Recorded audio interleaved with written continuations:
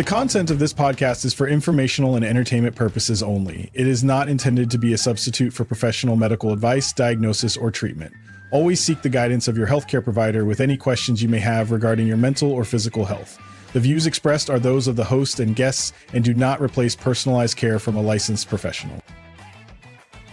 Welcome to Mindful Moments with Pedro Morante, a space where a nurse practitioner and educator shares real talk on mental wellness, mindfulness, and navigating life in and out of healthcare. Let's take a moment to breathe, reflect, and grow together.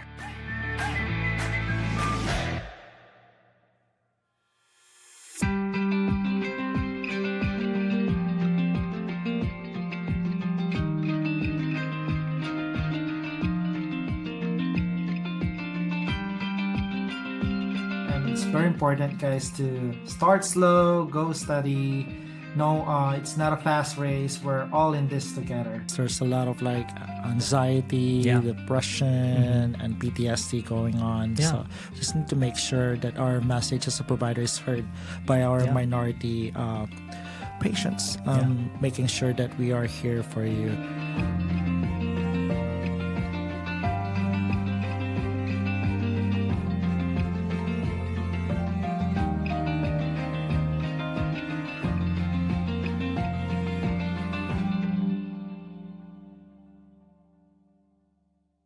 Hello everyone, and thank you so much for the 100,000 followers of this podcast, Mindful Moments with Pedro Morante, and happy holidays from your host, Pedro Morante from California.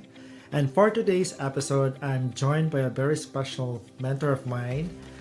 She holds a special place in my heart because number one, she was my mentor, and number two, she also groomed my vision and mission on how to become an effective nurse practitioner. Our episode title is Calming the Body, Naming the Feeling, How Coherence and Emotional Vocabulary Work Together, with the one and only Dr. Sonia Luckey. So Dr. Sonia Luckey is a board-certified nurse practitioner, consultant, author, and mentor at the intersection of science and soul, mental health, leadership, and spiritual growth. Thank you, Dr. Sonia, for joining me on a very special day today.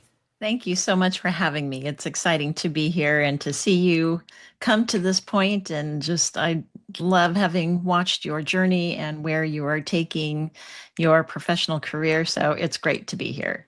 Oh, coming from you, Dr. Sonia Luckey, that means a lot to me. So I would like to thank you once again for joining me today and sharing this platform with me.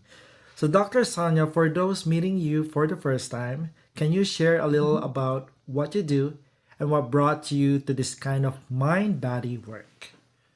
Thank you for that. So by background, as you just said, I'm a nurse practitioner, certified in both family practice and psychiatry. And what I do now is I really support spiritually oriented, conscious, growth-oriented women who are often in big midlife changes or transitions. So they've done a lot of work professionally, intellectually, but emotionally and spiritually, they're feeling in between, and that call to do more, to be more, they're feeling that sense. And so my work helps them integrate everything that they have lived and how to bring that forward in the way that they lead and the way that they relate, so that they can move forward with clarity and calm, and most importantly, alignment with their soul. And what brought me here really was my own lived experience. It's the journey that I went through, and really working so hard to grow professionally, and just always feeling that there was more that I needed before I was ready to be out there in different ways. And then coming to the understanding, and this is what I really, at the core of everything, is helping women understand that everything you need is already inside you. It's just coming into that relationship with yourself and with your own inner guidance, so that you can really pull together these mental health tools, the energy practices, your education, everything in life kind of comes together into that full package. I love how you emphasize on the mind body work. And basically, a lot can relate with this one, particularly for the female providers out there, or even men like me, that we spend years pushing through our stressors, right? Thinking tension, what else? Life can be overwhelming. I'm also a Mhm. dad at the same time, a Right. provider, and eventually, sometimes our bodies stop cooperating with our sleep, mood, focus, and sometimes everything can be off, Yeah. right? Yeah. So I think this is a very good tool that what we're working on is to realize that we couldn't think a way out of our stressors, and that's why you're putting us into a position that we want us to be in coherent space. Am I correct? And we can learn to feel our way back into safety and presence for this one. Okay. Yes, absolutely. It's balance. And we talk about mind, body, spirit. We talk about all of these things, but living it and integrating it and embodying it is a different story. And so the coherence piece of it is bringing the mind and the heart together with the body so that all three are working together in tandem. So, for those who might not be familiar, we're hearing the word coherence a lot. And so, really, it's coming into that rhythm with yourself where you can be calm and alert and grounded, but still open and available to the people that we're serving, right? But when you're in coherence, the difference is that your nervous system, your emotional system is regulated and you feel regulated and you know that you're regulated. And so then the brain is better able to process emotions and make clear decisions.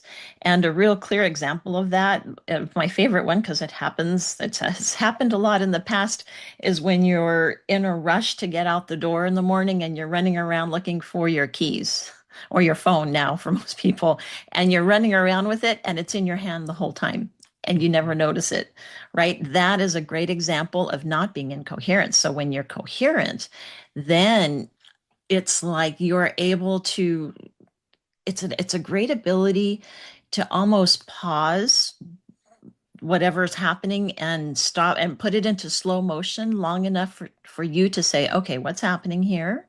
What do I need to do? And what do I need to do in order to be effective in this situation? It's like it all happens in a split second, but now it's controlled. Thank you. And for beginners, what is coherence in everyday language? In everyday language, it's actually your heart and your brain being together in synchronization. So, a lot of people don't realize that your heart has over 40,000 brain cells in it. And the brain actually has a number of heart cells as well. And when somebody is coherent, they're talking to each other. And so it's working together. So if you picture like a rowboat with a whole bunch of rowers and everybody's pulling at the same time, that's what's happening when your body is in coherence. And so it just allows the body to function more effectively and in that nervous system regulation. Thank you for that. And correct me if I'm wrong, but for me, coherence is simply meaning our body and mind are working together instead of against each other. Am I correct? Yes, yes, that really is what it boils down to. Okay. They can be working against each other. It's not intentional, Mhm. but it's like a more effective way of working together. Great. So probably a typical example for me is that when our breathing, our heartbeat, and our thoughts, right, they're Mhm. moving in the same direction and at the same pace, and we feel steady. I feel more focused and more like myself. So just align. Is that what it means by coherence, Dr. Lucky? That is, and there's one more piece of it, which is what I'm going to call frequency, Okay. okay, and vibration and emotion, because your heart and your brain can be talking and working together but because of the heart rate variability is kind of what the coherence boils down to. So a lot of people think that the heart is just this steady metronome all the time, right? That it's just this drum that goes all the time, but it really slows down and speeds up. Uh-huh. And that's the natural, honest rhythm of the heart. And so as it's slowing down and speeding up, the waveform, if you think of like an EKG, right? We know what that normally looks like. So heart rate variability is a waveform that looks like this. It's a very smooth rhythm when you're coherent. If you're not coherent, it looks more like this. It's jagged, and it can be, usually the amplitude of it is very small because your heart isn't beating effectively and the rhythm is not effective, and that shows on the heart rate variability tracings. So when you're coherent, the idea is to pull yourself into a rhythm where you've got a nice smooth wave, and then everything is working together in the most efficient way that it can be, and that's what allows the the thalamus in the brain. That's what allows the anxiety centers to calm down, and just like these connections all get made, it all cascades down. But it starts with the way that you're breathing and regulating your heart rhythm and the emotion that you're bringing together with it. I love it. And I think one point that you're making here is that a lot of my patients that come in with my private practice is that when they feel overwhelmed, they're scattered, or they could be tense, their body moves into a very stressful mode. So they will report to me that their breathing becomes shallow, their heart rhythm turns jagged and irregular, and their muscles, which is usually the most often complaint, is that it tightens so much for them. And then the brain shifts towards survival, fight or flight, or freezing mode. And the clear thinking for them, they think that they have a brain fog and it can goes offline. Mm-hmm. And I would tell them it's not a personal flaw, but it's biology, right? The body thinks Right. it needs to protect you, so it narrows your attention and speeds up everything up. Yeah, and it's flooding your system with all these hormones, right? It's flooding the cortisol and all these other things that are intended to help, right? It's that survival instinct. But that's what the brain fog actually is. That's, when people say, well, how do I know? It's like that's how you know. Your body is telling you, and your emotions are telling you by the way that you're feeling. So when someone is feeling tight and contracted, and they're stressed and they're tensed and they're like ready to take off and run, right? That's the stress response. And when you're in that stress response, there's a good chance that you're not coherent. That's the body telling you that. So emotionally, it also shows up as these spiraling thoughts. It can also show up as irritability and overwhelm or shutdown. When someone's really just shut down, that's what's happening. They have no clarity about why it's happening. And on the spiritual side of it, it's when people say, I can't hear my intuition. I can't hear my inner guidance, because that dysregulation, it makes so much inner noise that we can't hear it. I agree with you, and thank you for emphasizing that. Now, can you teach us a very simple coherence technique that people can try right now to feel more grounded? Yeah, absolutely. And I love actually that you're dropping this question in right now at the beginning, because it helps remind me that I want to tell people that this practice can be done anytime, anywhere. So if I do it like right before I'm about to do an interview, or if I'm about to speak or teach or do something like that, and you get that those jitters right beforehand, right? It's like, oh, am I ready? Okay, so that's a great time to practice a coherence technique. If you're about to have a difficult conversation with someone, a family member, a spouse, a child, that's another great time.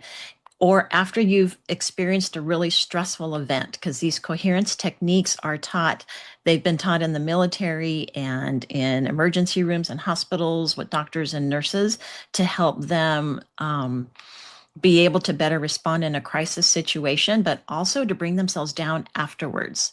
Like if you recall, if you've ever been in a really stressful situation where something happens and afterwards you're just like, your heart's racing and you're tired, and like you're having that after effect of all that stress hormone.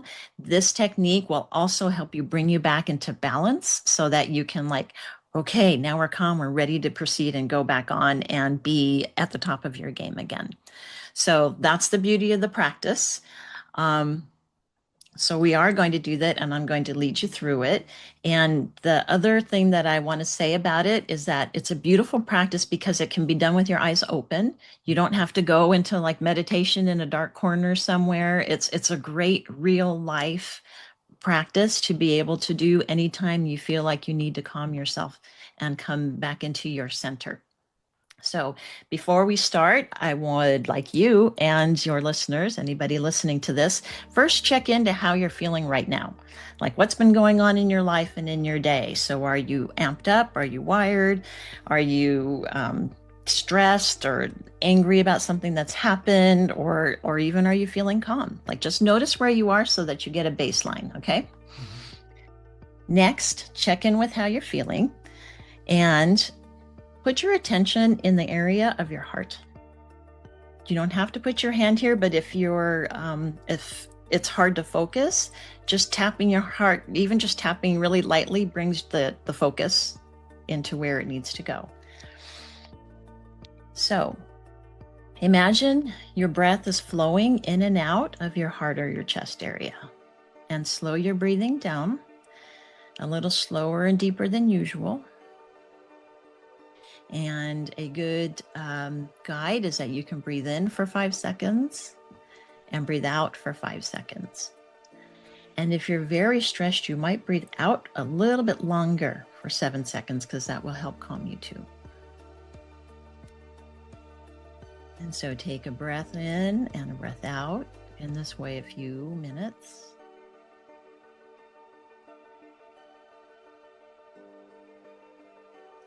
Now, as you're continuing to breathe, bring in a feeling that is regenerating for you, a feeling of gratitude, of joy, appreciation. Just bring in any positive feeling and consciously feel that in your body while you're continuing to breathe slowly and deeply.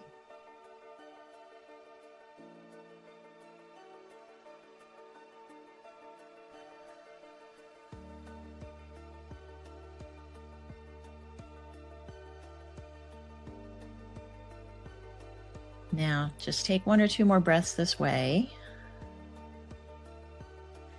And if you've closed your eyes and gone out of the room, kind of come back, bring yourself back in.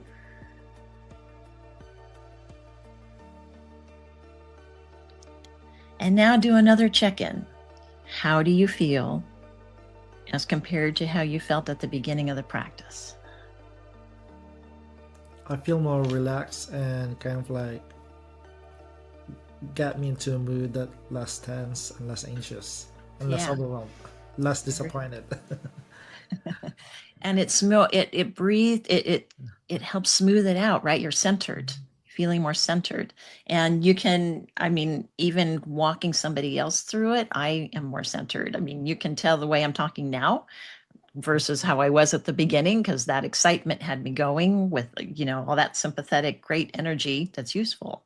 But now, in this space, just look at what a different conversation we can have because we're focused and centered, and the energy around us has shifted, and people feel that.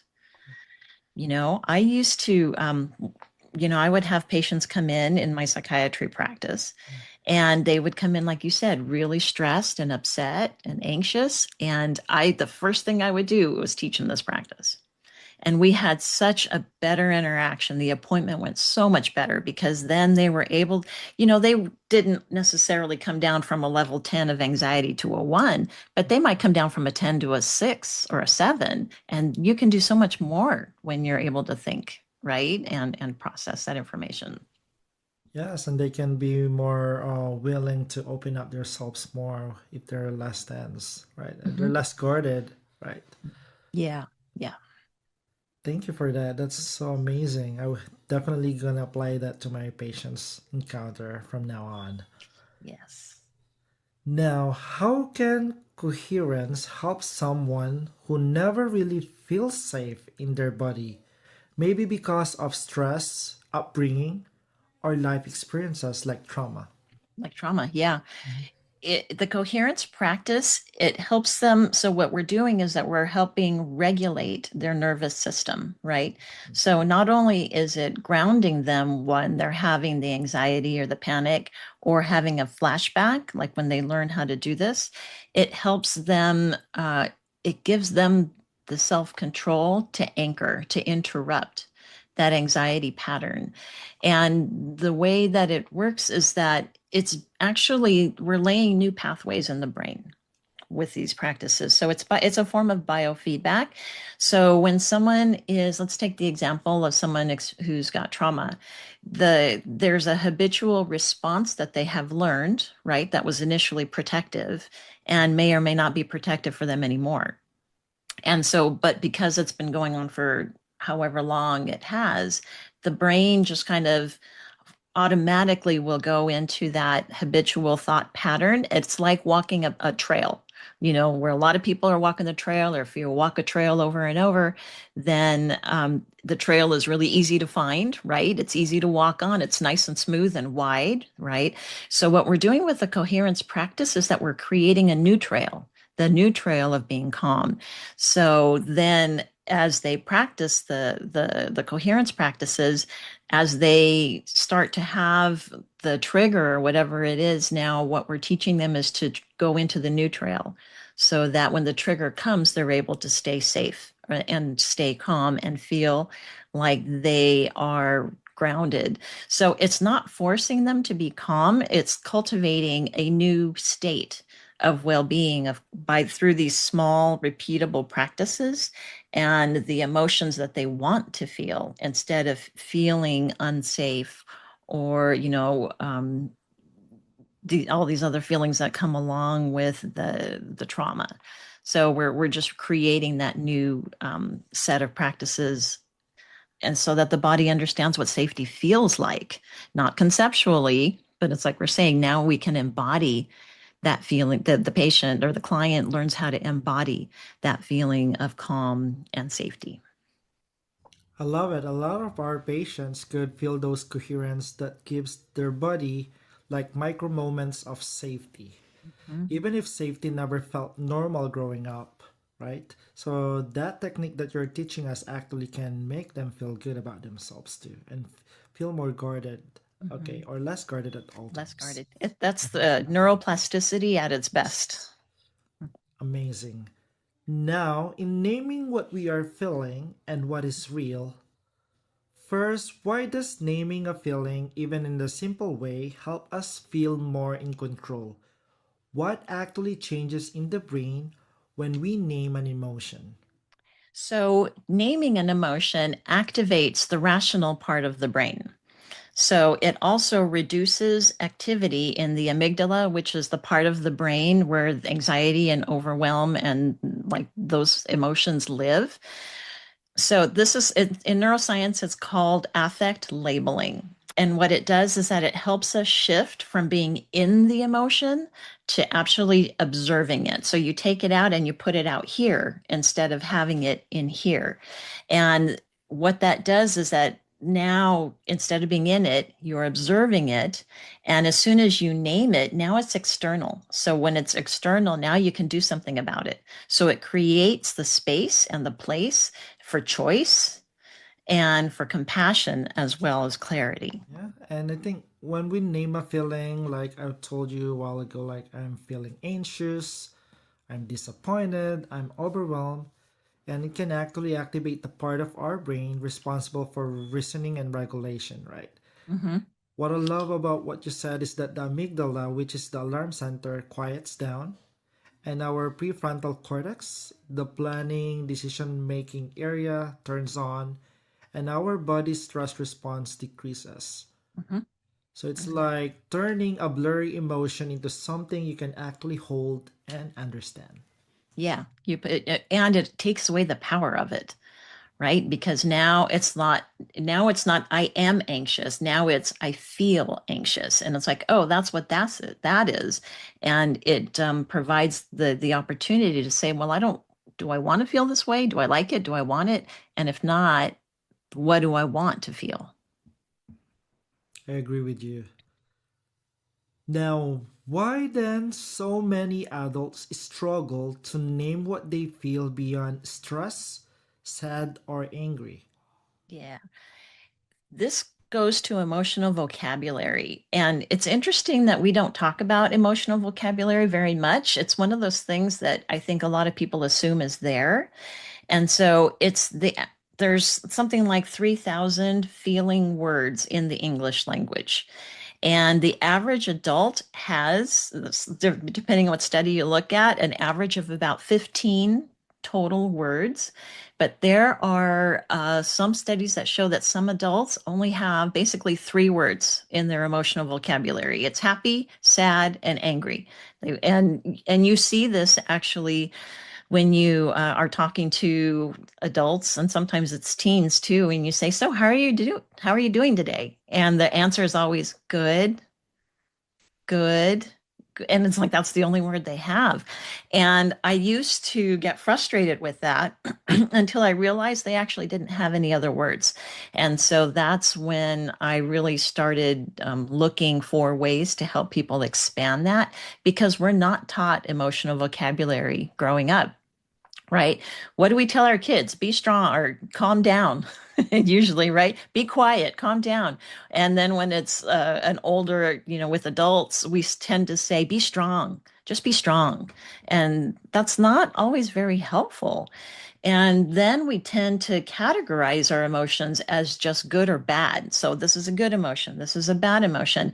And it's really just information, it's data that's coming from the body that's saying, you're out of alignment or you're in alignment. Like it's information. And so as adults, a lot of times we over intellectualize our experiences, and with what's actually we lose touch with what's actually happening in the emotional landscape. So it's not a character flaw, it's just a language that we've never really been taught. But the good news is that it's learnable. I love it. And I think we learn math, writing, and science, but not the language of our inner world, right? That's And right. for many people, emotions weren't safe to be expressed. So our emotional vocabulary stays stuck as the primary colors of feelings. Yeah. Yeah, exactly. And it's really too bad, because then when people do start talking about it, since it's not understood very well, then what people tend to do is laugh at it or put it down, because it's not something that they're comfortable. My follow-up question for this one is it normal to feel more than emotion at once? And how do we even begin to identify that? Yeah, 100%. We are multidimensional beings, right? So our emotions can be layered. You can have joy and grief in the same breath, really, relief and resentment at the same time. And sometimes you're just flipping back and forth, and sometimes you do feel both of them. We have that, what's the word that we use? The one that we see most often, or I hear most often, is bittersweet, right? When something is bittersweet, that's actually two emotions happening. So it's really good to just get curious about what it is, and also ask what else is going on with me, to have an inner conversation where you're observing where you are and why and what you're feeling. And then again, that helps you decide where you prefer to be. And it's really helpful to use tools to get there in the beginning. Yes, I agree with you. And for this specific questions, I think that we are humans and we are very complex, right? So a lot of us can feel proud and anxious or relieved, then suddenly sad, or excited and terrified. Yeah. So our goal probably isn't to pick one emotion, it's to get curious enough to notice the mix, right? Yeah. And not to judge it either, right? It's like it's okay to be nervous, but it's not going to, I think the value of the coherence practice, and let's use anxiety as a great example because we hear that a lot, is yes, we're going to be anxious. It's a normal part of human life, right? But it's not going to take you over, and understanding that it doesn't have to take you over. I think that's the gold in this, is like I don't have to be controlled by my anxiety or by my depression or by any of those emotions where people feel like they're never going to get out, that or they don't know how to get out. So that's where these tools are really, really useful. I agree with you. And basically, we can probably tell our audience too that they can start with, is there anything else I'm feeling underneath this, right? So that Hmm. they can better understand the way they feel. Yeah, what else is going on here? I mean, it's a great question, and it's an interesting one because you can start to have fun with it. It's like if something happens and I'm surprised, like I'm surprised by something and I have this reaction, and like to have the awareness to say, okay, well, that threw me for a loop. Like, what else is going on here, and what am I feeling, and why? And, to be fair, it's hard to do it in the moment. Like it takes practice to be able to do it in the moment. But even if you can sit down and debrief with yourself afterwards, then that's valuable information, because then the next time it happens, it almost becomes a game to like how quickly can I catch myself if I start to go in a direction I don't want to go. Thank you for that. Now, a follow up question: how does calming the body through coherence make naming emotions easier? Well, if you have the access to the self awareness and the empathy and the language for it, now you can name it without shame or confusion, right? And it lets you reflect and respond instead of react. So you can think about it like it's like turning on the lights when there's a dim room. Like once you flip on the lights, then you can actually see what it is that you're feeling instead of bumping around in the dark. Does that make sense? I agree with you, and a lot of our patients could feel that their body is dysregulated, so emotions can blur out together. Everything feels like too much for them. Hmm. So Hmm. coherence settles the body first, like smoothing a crumpled piece of paper, right? Once there's less noise in the body system, you can actually sense it. Yes. Where the emotion sits, what shape it has, what it feels like, what it's trying to tell you. Hmm. So calm body, clearer signals, clearer language. Yes. Calm body, clear singles, clear language, and a direction, right? Because once you have the names, then it's like, okay, I don't want to be disappointed. I want to be even just neutral. Like and someone would say, well, I want to not care. But while that has value in it, sometimes not caring is better than being really angry about something. Then you can give yourself like another, like if you take a feeling wheel or a mood meter or like one of these tools, then you can say, okay, well, then maybe what I want to feel is neutral or equanimity, or maybe I want to feel serene, or I just want to feel peaceful. Like, when you have choices of how you want to feel, then it's like setting a GPS. Like you know where you want to go, and now the next thing for you to do is just figure out how to get there, move yourself a few steps in the right direction. I love it. Thank you for giving me the clarity of direction. And once again, calm body, clear signals, clear language, clear direction. There you I go. love You it. need another C. You got four C's. Now, in real life, relationships, work, parenting, how does combining coherence plus emotional vocabulary can help reduce conflict and emotional overload? Well, I think the first thing is the knowing that you've got the tools, right? Just knowing that I'm going to be able to handle a situation when it comes up, I think that is 90% of the battle, right? Just knowing that I'm not going to be thrown off because I know what to do. I know how I can handle something. So knowing that you're in control of the situation instead of at the mercy of it. And the coherence practices also keep your nervous system steady in the background.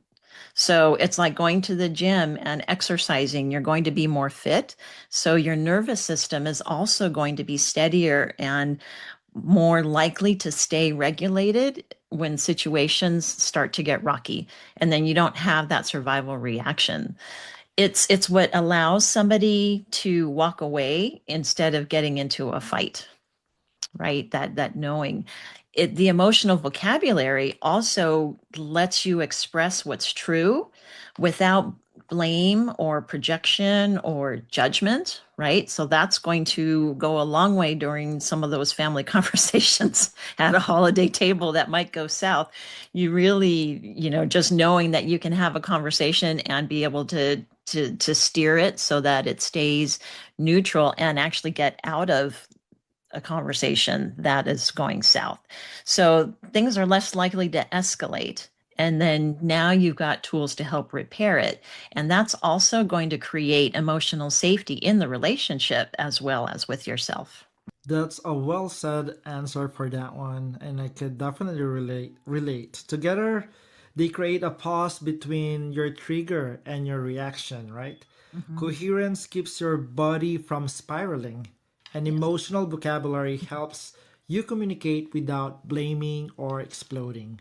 Yeah. So instead of saying, "Oh, you're stressing me out," definitely we can say, "I'm feeling overwhelmed and need a minute to reset." Yeah. Or, "I feel unheard and I want to talk this through calmly." Yeah. And this shifts conversation from being defensive to collaborative. Mm-hmm. Yeah, and it's taking responsibility, right, for your feelings as well. So it also prevents the loop that somebody can get into where it's your fault that I feel this way. It's like, no, no, no, that's not what's actually happened. I'm just feeling this way. Yeah. And let's put some more language around that and talk about why instead of blaming somebody else for a situation. And people blame because they feel out of control. So when they have the control with that emotional vocabulary and the coherence, then there's no need to do the blaming. Thank you so much for that. I'm learning so much from this conversation. And the holiday season can be joyful but also be stressful. How can people use coherence and emotional naming to stay grounded during gatherings, family pressures, or emotional triggers? So I was going to say, the first thing that pops in my mind is make sure you give yourself grace and understand that um, if everybody's going to have the stress and things are going to happen. So just understand that. And now knowing that going in, say, what tools do I have in my toolbox to help me get through this in a way that I'm happy and proud of myself at the end of the night? So first, that practice that we did earlier, that heart focused breathing practice, if you do that twice a day for 5 minutes, like do it first thing in the morning when you get up, and then at some point during the day, I try, like, my magic time to do it is 3 p.m. because I have a lull in the afternoon before I go into whatever I'm going to do for the evening. So you're working on creating that default pathway in the brain, right? That's cool, calm, and collected. So 5 minutes twice a day is what you need that to help really create that baseline. And then before you walk into a holiday gathering or a stressful situation, take 2 minutes to do that breathing exercise again. And as I was saying, remember, you can do it eyes open, right? So you can do it as you're walking up to the door and thinking, oh, I should have done that. Okay, do it right now, right? You can do it anytime to help center you before the stress kicks in. And then during the event or the interaction or whatever it is, just keep checking in with yourself. And again, it's a game that you can play silently. Just name, what am I feeling right now? Am I feeling tense? Am I feeling nostalgic? Am I feeling overwhelmed? Is this bittersweet? Why is that? What's that about? I'm happy to see that my children have grown up and become adults. And at the same time, I miss them being little toddlers that I could carry around, right?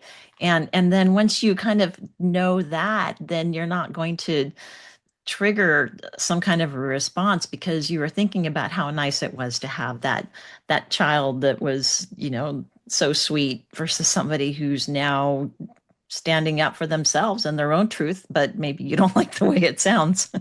Right? So it gives you power and it prevents the emotional hijacking where somebody else can really set you off. Right? And so it's just important to pause and ask yourself, what does my nervous system need right now? And then meet that need. Like you were saying earlier, I'm going to go outside and take a breath. I'm going to go walk to the corner and take a little break and then come back, or just really setting a boundary with someone. So if you're aware the whole time, then you can be proactive in the way that you respond to these situations. Thank you, Dr. Sonia. I'm learning so much about emotional naming that I could also apply with myself in our practice, right? I think when a trigger comes up, silently naming what's happening, like I feel tense, I feel pressured, I feel tired, or I'm wanting space. I think naming it keeps us anchored instead of being swept away. And together, this brings you back to yourself so you can be present rather than being reactive. Yes. Yes. Thank you. And if someone wants to start today, what's one small coherence practice and one emotional naming habit you can recommend to try this week? Well, I would try a reset moment with the heart focused breathing, before you open your laptop or before you start your phone, anchor it to something, right? So when I wake up in the morning, as soon as I realize that I'm awake, one of the things that I do is that I will stop and say, okay, what frequency do I want to set for the day? What frequency do I want to be in? And in this context, frequency equals emotion, right? And so then I do my heart focused breathing and really focus on the emotion that I want to embody. Do I want today to be really peaceful? Am I going to be teaching? So I need to have a higher level of energy. What do you want? So again, setting your direction, setting your GPS, and then setting the intention. So that moment of breathing. For the naming practice, at the end of the day, or at some point where you just stop and jot down 3 emotions that you felt and one moment that stood out. And it might be easier to find the moment that stands out. Like, what is something that really happened today? And what are 3 emotions that I had around that event or that time period? So that makes us come up with extra words and put it into our vocabulary to describe our experience. And you don't have to analyze it, it's about observation. Right. About just being able to step back and say, oh, that's what's there. Let's see what we want to do with it. I love it. Thank you so much for allowing us to practice this. And I'll be doing a lot of my coherence practice and emotional naming habit from now on because this is definitely life changing for a lot of our listeners. Now, you talk about the emotional mood meter. Can you tell us about that one and what does it entails? So the mood meter is a great tool. It came out of the Yale Center for Emotional Intelligence, and it was actually originally used with children. So it's a great tool to also use with kids.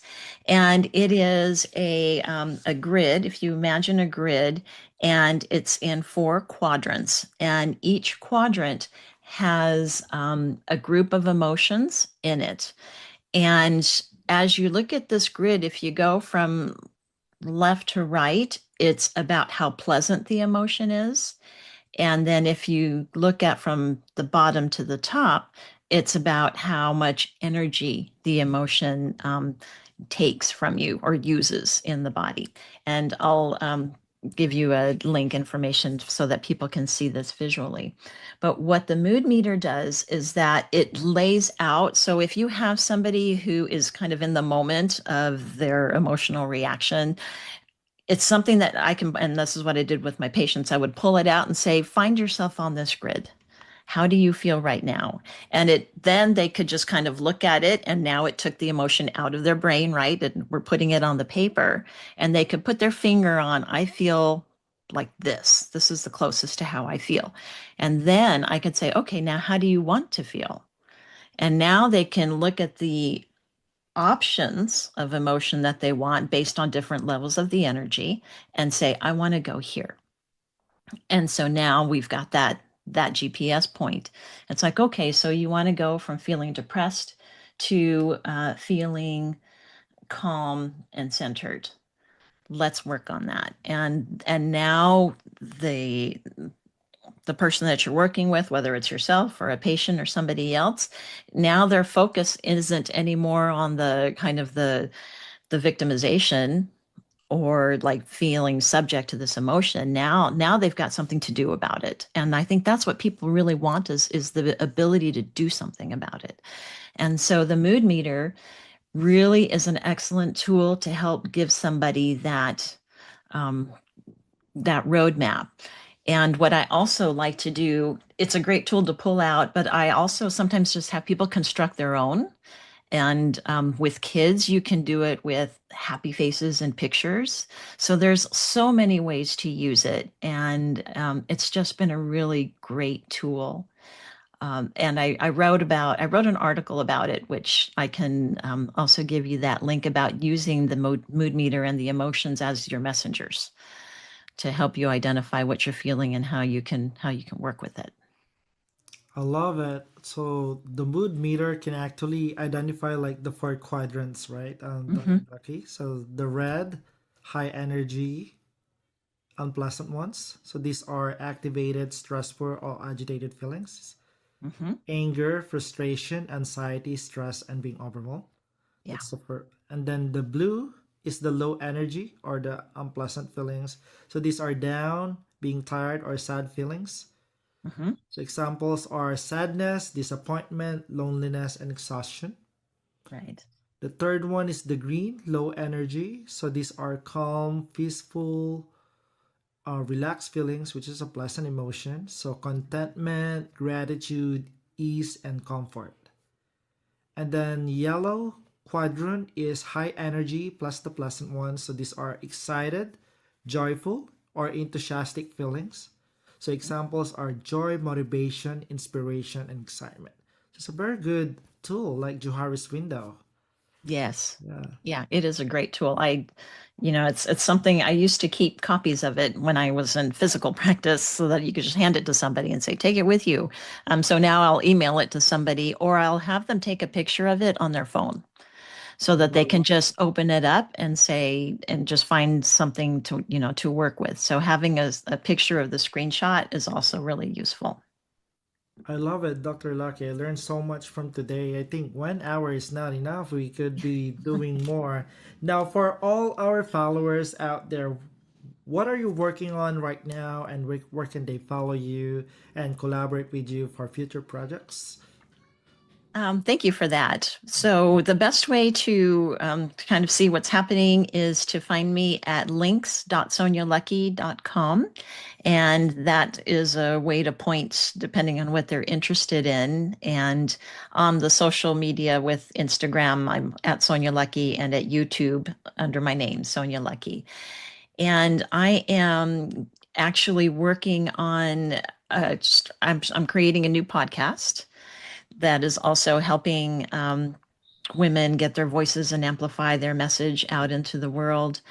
And I've completed a novel, which is it's called The Seventh Gate, and it's actually using these tools but presenting them in story instead of as a like a self-help book, because sometimes people, again, they need to be able to just watch. It's easier for them to watch the story being played out and find themselves in the story and see how someone else solves these issues.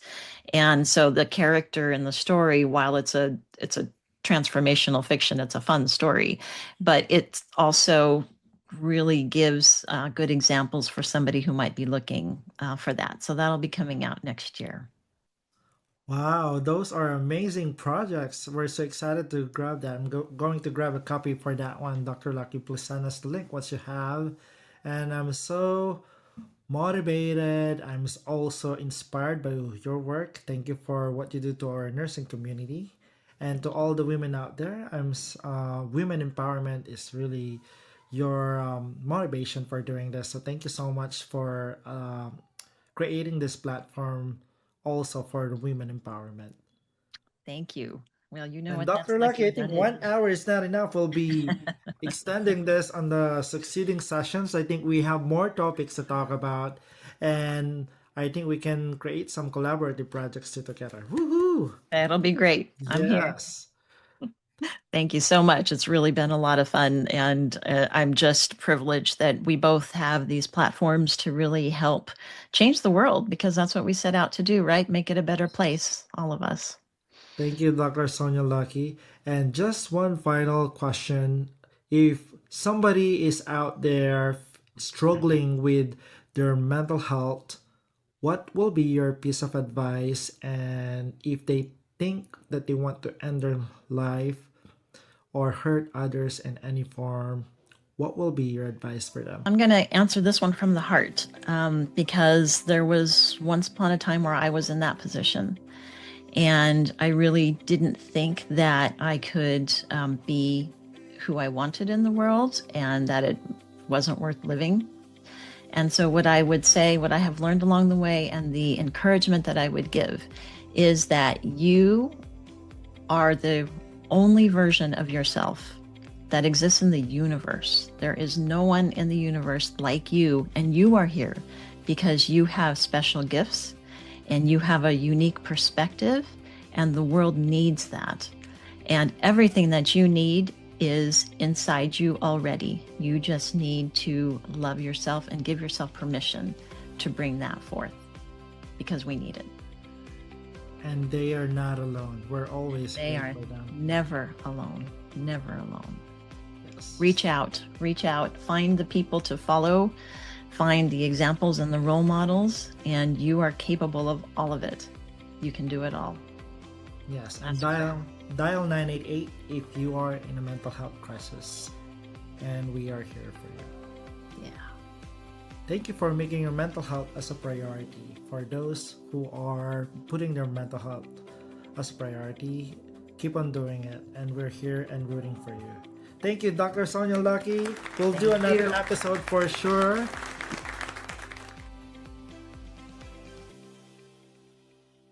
Thanks for listening to Mindful Moments with Pedro Morante. Be sure to follow the podcast so you'll never miss an episode. If you find value in our time together, leave a quick review. It helps more people discover the space we're creating. For updates and more reflections, follow us on social media. Until next time, take care.